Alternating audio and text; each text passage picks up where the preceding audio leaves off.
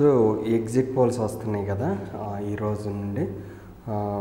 So ఈ వీడియోలో వచ్చేసరికి మనం రేస్ సర్వే సంస్థకు సంబంధించిన ఎగ్జిట్ పోల్ చూద్దాం, బట్ జిల్లాల వైజ్గా చూద్దాం.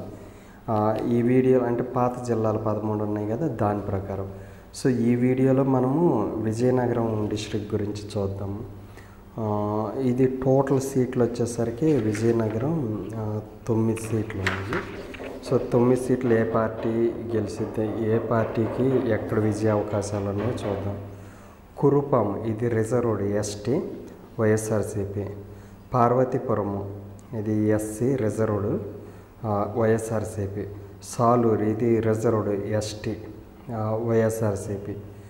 బొబ్బిలి టీడీపీ. తర్వాత చీపురుపల్లి వైఎస్ఆర్సీపీ.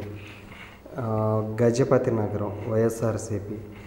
నెల్లిమర్ల వైఎస్ఆర్సీపీ. విజయనగరం వైఎస్ఆర్సీపీ.